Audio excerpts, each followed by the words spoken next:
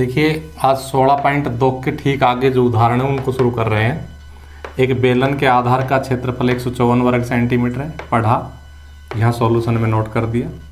ऊंचाई 21 सेंटीमीटर है, नोट कर दी। बेलन का आयतन और बेलन का वक्र पृष्ठीय क्षेत्रफल हमें ज्ञात करना है।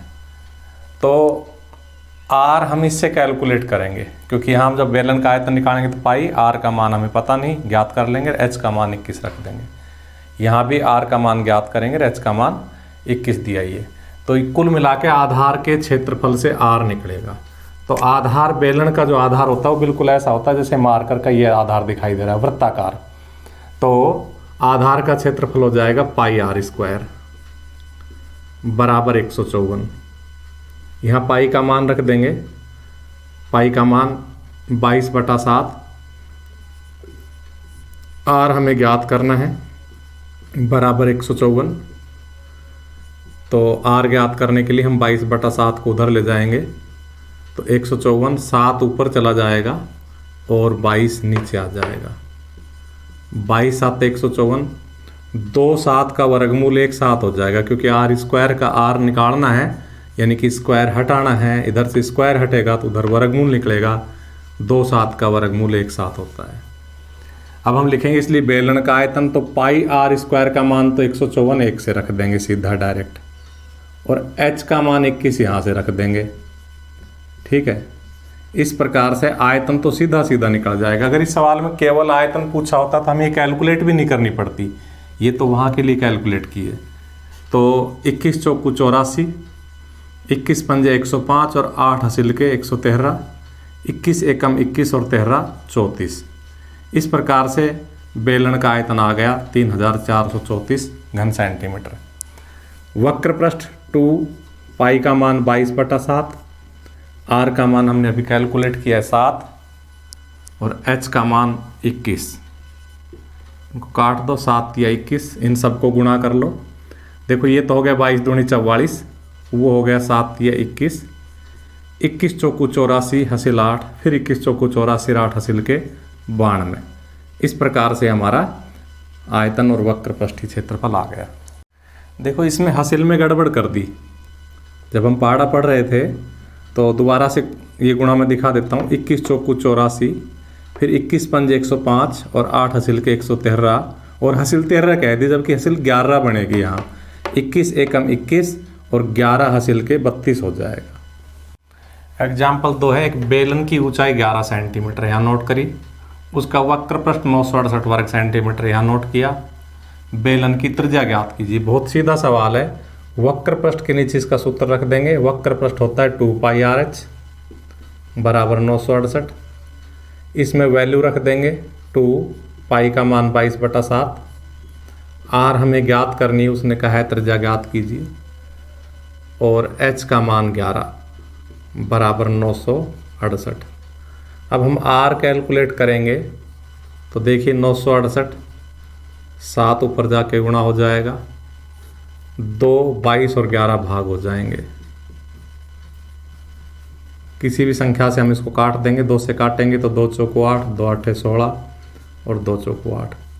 22 से काटेंगे तो 22 बार कट जाएगा, क्योंकि 22 गुणा 22 484 होता है। 11 दूनी 22 और 7 दूनी 14। अतः जो उसने पूछा बेलन की त्रिज्या ज्ञात कीजिए, कितने आ गई? 14 सेंटीमीटर लिखेंगे। इसलिए बेलन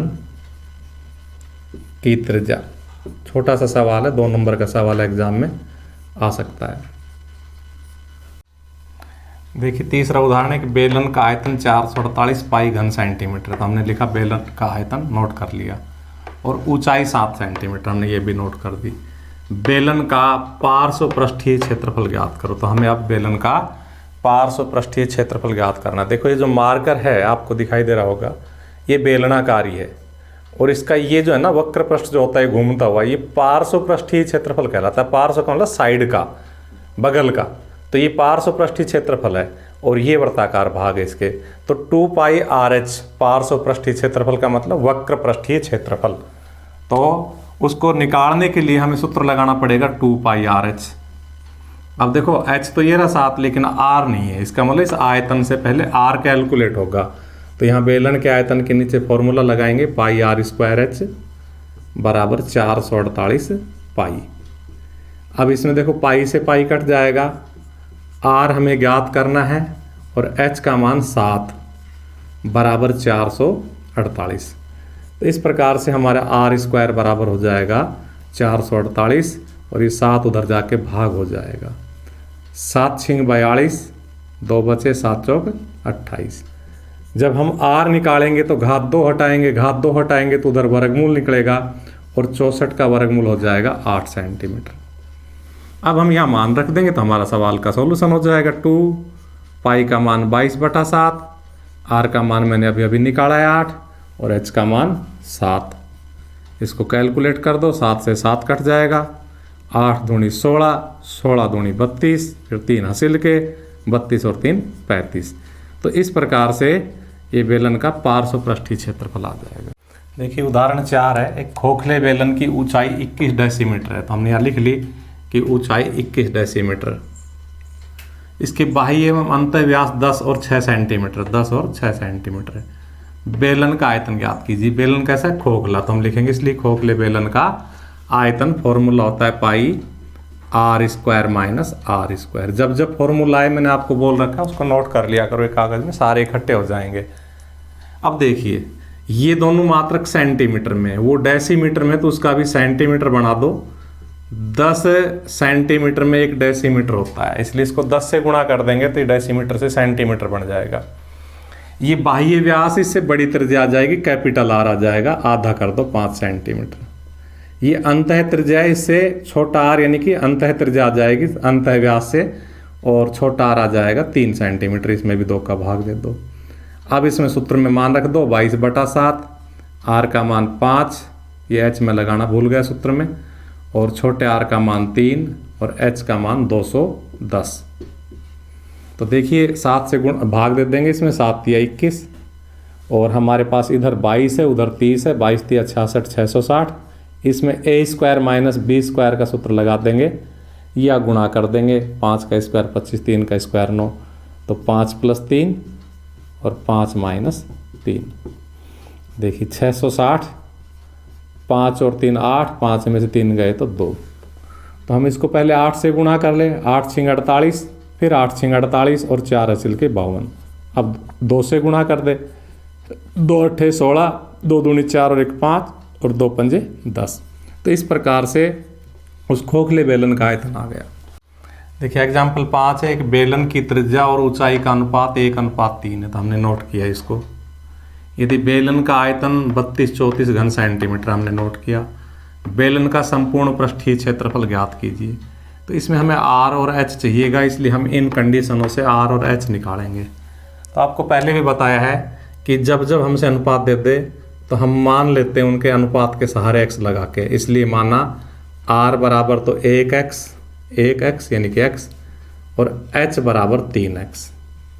और अब हम बेलन के आयतन का फॉर्मूला लगा के r और h कैलकुलेट कर लेंगे। तो हम बेलन के आयतन का फॉर्मूला लगा रहे हैं पाई आर स्क्वायर एच बराबर 32-34। इसमें मान रखेंगे पाई का मान 22/7, आर का मान x और h का मान 3x बराबर 32-34। हमें x कैलकुलेट करना है। तो देखिए x की पावर 2 और x की पावर 1 गुणा होकर x की पावर 3 बराबर 32-34। ये 7 गुणा हो जाएगा और ये 22 और ये 3 भाग हो जाएगा। अब चाहे पहले 3 का भाग दे लो, चाहे पहले 22 का भाग दे लो। मैं 3 का दे रहा हूँ। 3 एकम 3, 3 7 21। इसमें ना जान की 0 2 पे यहाँ ध्यान रखनी है। फिर 3 एकम 3, 3 7 21, 2 बचे, 3 8 24। अब हम इसको 22 से काट लेते हैं। तो देखो 22 चौको 88। अब हमारे पास 16 बचेंगे, तो 22 7 22 नहीं 19 बचेंगे। 22 नहीं में 198। जब आप 1078 में 22 का भाग दोगे तो आप ऐसे दे लेना। तो 22 चौक 88 और यहाँ पर 19 बचेंगे, तो 22 नहीं में 198, जो मैंने मौखिक कर दिया वहाँ। इस प्रकार से अब हमारे पास x आ जाएगा। लिखेंगे इम्प्लाइज x। तो पावर 3 इधर से हटाएंगे तो उधर क्या होगा, 49 × 7 का घनमूल निकलेगा। और घनमूल जब निकालते हैं तो गुणनखंड विधि से अगर निकाले तो गुणनखंड करने के बाद 3 का एक समूह बना देते हैं। इस प्रकार से x का मान 7 आ जाएगा, क्योंकि 3 7 का घनमूल एक साथ हो जाता है। अब हम यहाँ मान वापस रख देंगे, लिखेंगे इसलिए त्रिज्या बराबर x और x का मान 7 तथा ऊंचाई, और ऊंचाई का मान कितना, 3x और x का मान 7, तो 3 गुणा 7 21 सेंटीमीटर। ये r और h के मान अगर हम वहाँ रख देंगे तो हमारा संपूर्ण पृष्ठीय क्षेत्रफल आ जाएगा 2 पाई का मान 22/7, r का मान 7, फिर r का मान 7 और h का मान 21। तो देखिए यहाँ 22 दूनी 44, 21 और 7 28। 28 को 4 से गुणा करेंगे तो 112 हासिल 11, फिर 28 चौको 112 और 11 हासिल के 123। इस प्रकार से हमारा संपूर्ण पृष्ठीय क्षेत्रफल आ जाएगा बेलन का 1232 वर्ग सेंटीमीटर। छठा एग्जाम्पल है, एक रोलर की लंबाई 2 मीटर है, यानी कि ये रोलर ऐसे खड़ा कर दे तो ऊंचाई कहलाती है, और इसको ऐसे आड़ा कर दे तो ये रोलर की लंबाई हो जाती है। तो ये रोलर की लंबाई कितनी है, 2 मीटर है। इसका व्यास 1.4 मीटर, व्यास का मतलब ये आर पार की लंबाई पूरी 1.4 मीटर है। ये 5 चक्कर काटेगा ये रोलर, ऐसे 5 चक्कर लगाए मान लो ऐसे घूम घूम के, तो ये देखो कहाँ चक्कर लगा रहा है, इसका वक्र पृष्ठ घूम रहा है, इसलिए एक चक्कर में कितना क्षेत्रफल तय करता है, जितना इसका वक्र पृष्ठ होता है। तो हम इसका वक्र पृष्ठ निकाल लेंगे, वो एक चक्कर का क्षेत्रफल हो जाएगा, 5 से गुणा कर देंगे 5 चक्कर का हो जाएगा। इंपॉर्टेंट सवाल है, 2 नंबर में या 4 नंबर में आ सकता है, बहुत अच्छा सवाल है। तो हम क्या लिखेंगे, हम लिखेंगे इम्प्लाइज व्यास से त्रिज्या निकाल देंगे आधा करके, तो 1.4 में 2 का भाग देंगे 0.7 मीटर लिखेंगे। इसलिए रोलर का वक्र पृष्ठ, बहुत ही छोटा सा और बहुत ही इंपॉर्टेंट सवाल। 2πRh फॉर्मूला होता है। रोलर का वक्र पृष्ठ का मतलब एक चक्कर में तय क्षेत्रफल।